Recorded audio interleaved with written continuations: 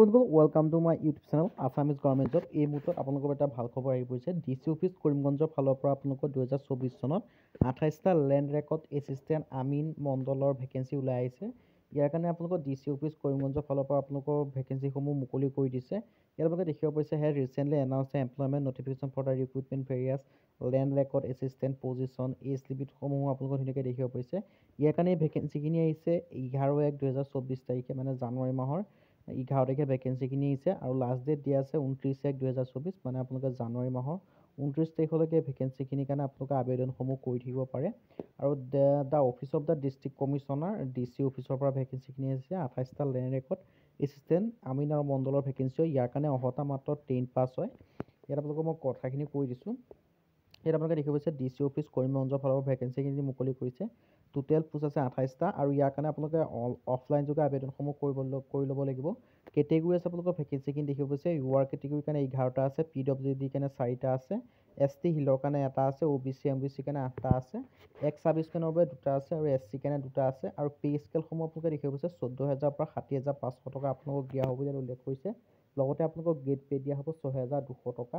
আৰু ইলিজিবিলিটি ক্ৰাইটেৰিয়াসমূহ দেখিব পাৰিছে। এজ লিমিট দিয়া হ'ব। এজ লিমিটসমূহ 1/1/2024, মানে 2024 চনৰ জানুৱাৰী মাহৰ 1 তাৰিখলৈকে আপোনালোকৰ এজ লিমিটসমূহ গণনা কৰা হ'ব। লগতে বয়সৰ সময়সীমা দিয়া আছে 18 পৰা 40 বছৰ, কিন্তু আপোনালোকে এজ ৰিলেক্সেশ্যনসমূহ পাব। SC/SC কেণ্ডিডেটৰ বাবে 5 বছৰ, মানে যিসমূহ SC/SC কেণ্ডিডেট আছে তেওঁলোকে 45 ইয়াৰ্ছলৈকে আবেদন কৰিব পাৰিব। OBC MBCৰ বাবে আপোনালোকে 3 বছৰ 43 ইয়াৰ্ছলৈকে আবেদন কৰিব পাৰিব। যিসমূহ PWD কেণ্ডিডেট আছে তেওঁলোকে 10 বছৰ 50 ইয়াৰ্ছ মানলৈকে আপোনালোকে আবেদনসমূহ কৰি ল'ব পাৰিব। আৰু এক্স ছাৰ্ভিচমেন কেণ্ডিডেটৰ বাবে 2 বছৰ 42 ইয়াৰ্ছলৈকে আপোনালোকে আবেদনসমূহ কৰি ল'ব পাৰিব।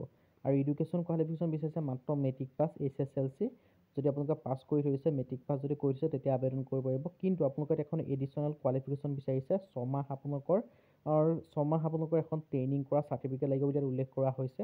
লগতে এমপ্লয়মেণ্ট এক্সচেঞ্জ লাগিব বুলি উল্লেখ কৰা হৈছে। আৰু এই ভেকেঞ্চিখিনিৰ কাৰণে আবেদন কৰিবলৈ আপোনালোকৰ যিখন ৰিজিউমি বা আপোনালোকৰ আছাম গ্ৰেজুৱেট পাৰ্ট-টাইম ফৰ্ম এখন আনি ল'ব। তাত সম্পূৰ্ণ ডিটেইলছখিনি লিখি পেলাই আপোনালোকৰ এডুকেশ্যন কোৱালিফিকেশ্যন চাৰ্টিফিকেটসমূহ জেৰক্স কৰি আপোনালোকে চেল্ফ এটেষ্টেড কৰি 29 জানুৱাৰী আগত পোৱাকৈ direct district commissioner Karimganj, main road, POPS district Karimganj, Assam, pin 78788710 এই এড্ৰেছটোত আপোনালোকে পঠাই দিলে আপোনালোকৰ আবেদনসমূহ হৈ যাব।